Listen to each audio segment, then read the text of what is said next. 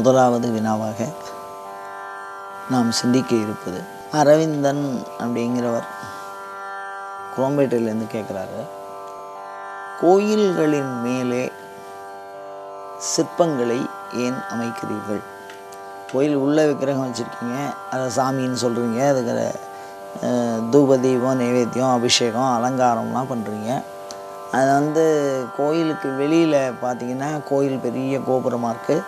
அந்த கோபுரத்து மேலே எல்லாம் பார்த்திங்கன்னா நிறைய இறைவனுடைய திருவுருவங்களை போட்டு வைக்கிறீங்க. அது வெயில்லையும் மழையிலையும் இருக்குது. அது என்ன, அதை ஏன் அவ்வளோ தூரம் அப்படி அமைக்கணும்?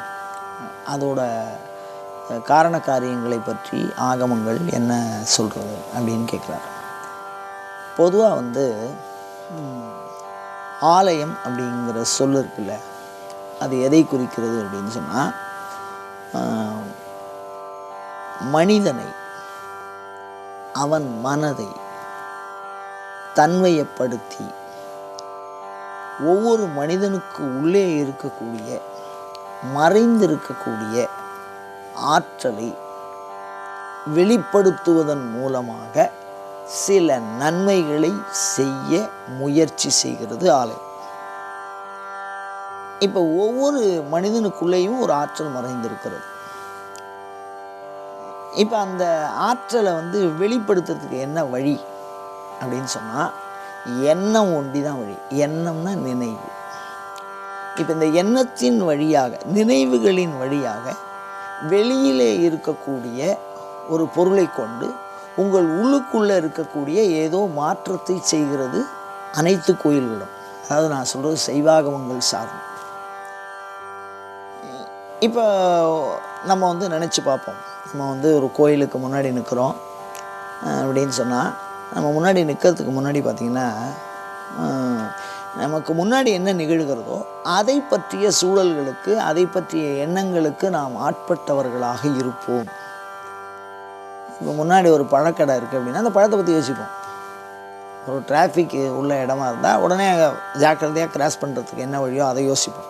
அப்போ ஒரு மனிதனுடைய எண்ணம் அவனை சூழ்ந்து இருக்கக்கூடிய அந்த பகுதியினால் ஏற்படும்.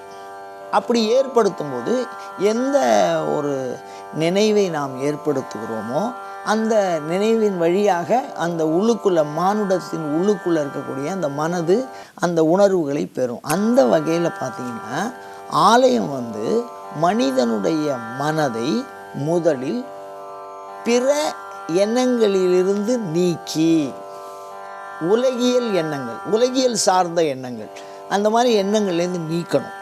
அப்படி நீக்கி இறைவன் தொடர்பான எண்ணத்தை ஒவ்வொருவர் உள்ளத்திலும் பதிக்க வேண்டும். அப்படி பதிப்பதற்கு பல்வேறு விதமான முயற்சிகள் ஆலயத்தில் செய்யப்படுறது. அப்படி செய்கிறதனுடைய விளைவு என்ன அப்படின்னா, அந்த இறை எண்ணத்தை ஒரு மனிதனுக்கு உள்ளே தோற்றுவிப்பதனால் மிகப்பெரிய அமைதி, தெளிவு, ஆனந்தம் இவைகளையெல்லாம் விளைவுகளாக, அனுபவங்களாக பெற ஒரு வாய்ப்பை ஏற்படுத்தும் இந்த ஆலயம். அந்த வகையில் பார்த்தீங்கன்னா, இப்போ நீங்கள் கோயிலுக்கு முன்னாடி போய் நிற்கிறீங்கன்னா தரிசன விதி என்ன சொல்லியிருக்குன்னா, முதல்ல வானம் பார்த்து தரிசனம் பண்ணணும், ஆகாசத்தை பார்க்கணும். இப்படி இந்த ஆகாசத்தை பார்க்குற பொழுது என்ன ஆகும்னு கேட்டிங்கன்னா, புற நினைவு எல்லாம் நீங்கி போயிடும். வெறும் வெட்ட வெளி இந்த ஆகாசங்கிறது. அது ஒரு நட்சத்திரம் கூட இல்லை, அது நீங்கள் மேல் நோக்கி பார்க்குறீங்க. அப்படி பார்க்குற பொழுது அது வரைக்கும் உங்கள் மனதில் இருக்கக்கூடிய அன்றைய சூழல்கள், உங்களுடைய உடல் சூழல், உள்ளச்சூழல், அறிவுச்சூழல், எண்ணச்சூழல், பணிகள் சூழல், இது மாதிரி எல்லா நினைவுகளும் அதுலேருந்து நிவர்த்தி ஆகணும். அந்த எண்ணத்தை நிவர்த்தி பண்ணிக்கணும், வெளியில் எடுக்கணும். அப்படி வெளியில் எடுக்கிறதுக்கு ஆகாசத்தை பார்க்குறோம். முதல்ல ஆகாச தரிசனம். அந்த ஆகாசத்தை பார்த்தோம்னா நிர்மலமாக இருக்கும். அப்போ எந்த விதமான எண்ணமும் அதுலேருந்து நமக்கு வராது. ஒரு சூரியன் இருந்ததுன்னா கூட, ஒரு சந்திரன் இருந்ததுன்னா கூட, ஒரு நட்சத்திரம் இருந்ததுன்னா கூட அதை பற்றின எண்ணம் நமக்கு வரும்.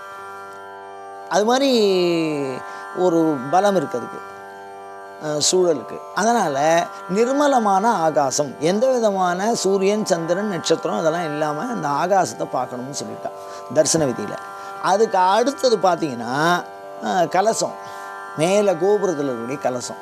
இந்த கலசம் பார்த்திங்கன்னா குவித்தல் அப்படிங்கிற ஒரு பொருள். அந்த கலசத்தை பற்றி ஒரு தொகுப்பு சொல்லும்போது என்ன ஆற்றல்களை குவிப்பது அப்படின்னு அர்த்தம். அந்த சொல்லுக்கே கலசம்னா குவிப்பது, கும்ப சேவனே அப்படின்னு அர்த்தம். சேமித்தல், இறை அருள் ஆற்றலை சேமித்தல். அப்போ ஒவ்வொரு கோயிலுக்கும் ஒவ்வொரு கதை இருக்குது, ஒவ்வொரு கோயிலுக்கும் ஒரு கருத்து இருக்குது, ஒவ்வொரு கோயிலுக்கும் ஒரு தத்துவம் இருக்குது. அந்த தத்துவத்தை அறிந்து அந்த ஆலயத்தை நாம் தரிசனம் செய்ய வேண்டும். இப்போ பாருங்கள், தெலுங்கு மொழியை நன்கு பயின்றவர்கள் தெலுங்கு மொழியை படிப்ப அது ஈஸியாக இருக்கும். தமிழ் தான் தெரியும், தமிழ் தெரிஞ்சவங்க தெலுங்கு தெரியாது அப்படின்னா வட்டமாக தெரியும்.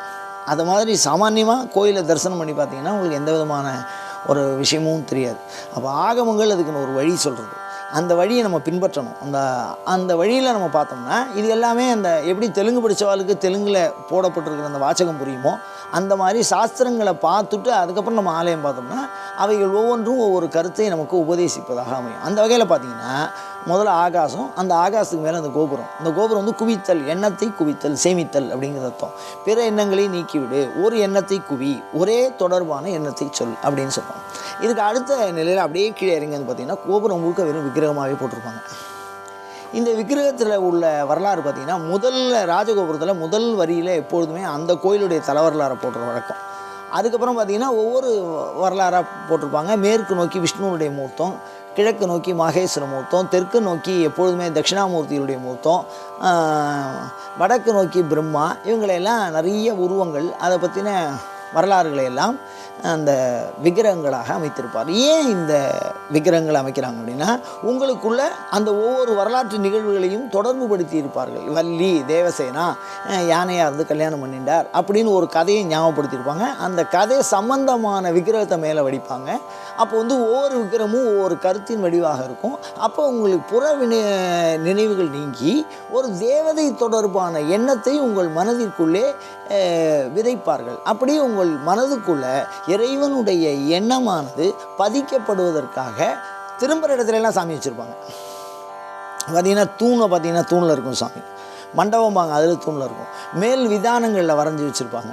அப்போ நீங்கள் எங்கே திரும்பினாலும் கோயிலுக்குள்ளே வரும்போதும் சரி, கோயிலை விட்டு வெளியில் போகும்போதும் சரி, எந்த இடத்துல திரும்பினாலும் உங்களுடைய எண்ணமானது பிற உணர்வுகளால் பாதிக்கப்படாமல் இறைவனோடு மாத்திரம் தொடர்பு கொள்ள வேண்டும் என்பதற்காகவே திரும்புகிற இடத்துல எல்லாம் விக்கிரகத்தை வச்சுருப்பாங்க. அப்போ உங்களுடைய எண்ணம் என்ன ஆகும்னு கேட்டிங்கன்னா மனது வந்து மாறுகிற தன்மை உண்டு. ஒரு நொடி ஒரு இடத்துல மனசு தங்காது, உடனே அடுத்த நிமிஷம் மாறிடும். அப்படி மாறிண்டே இருக்கக்கூடிய மனதை வந்து ஒரு இடத்துல நிலைப்படுத்தணும். அப்படி நிலைப்படுத்தினா தான் அந்த இறை ஆற்றல் நமக்குள்ளே இறங்கும். அப்போ என்ன பண்ணுறது? அப்போ இறைத்தன்மையான அந்த நினைவுகளை ஏற்படுத்துவதற்காக தூண்களிலும் விதானங்களிலும் மண்டபங்களிலும் மேல் கோபுரங்களிலும் மதில்களிலும் அந்த சாமியை போடுவோம். அப்படி இல்லை அப்படின்னா தோத்திரங்களை எழுதி வைக்கிற வழக்கம் இருக்குது. அதை படிக்கும்போது அந்த நினைவுகள் வரும். அப்போ புறச்சூழலை மறந்து இறை அருள் எண்ணங்களை தோற்றுவிப்பதற்கான முயற்சியில் முதன்மையாக திகழ்வது இந்த விக்கிரக அமைப்பு. அந்த மன எண்ணங்களை அமைத்து அப்படி அந்த தேவதை எண்ணத்தோடு சம்பந்தப்பட்டு மாத்திரம்தான் உள்ளே இருக்கக்கூடிய மூலஸ்தான சாமியினுடைய அனுக்கிரகம்னா பெற்றுக்கொள்ளுகிற தன்மைன்னு அர்த்தம். அனுக்கிரகம்னா தேவதை கொடுக்கறதுன்னு ஒரு பொருள், பெற்றுக்கொள்ளுகிற தன்மை அப்போ தான் வரும். அப்போ அந்த தேவதையினுடைய நினைவுகளினாலே மாத்திரம்தான் நமக்கு அந்த அருள் ஆற்றலை உள்ளே இழுத்துக்க முடியும். அப்போ அந்த தேவதை நினைவுகளை கொண்டு வருவதற்காக எங்கு பார்த்தாலும் தேவதைகளுடைய வடிவத்தை, தேவதையினுடைய ஸ்லோகத்தை அவர்கள் வந்து செதுக்கி இருக்கிறார்கள் அப்படிங்கிறது தான் அதனுடைய கருத்து. ஒரு நோக்கத்தில், சிற்பத்தின் நோக்கில்.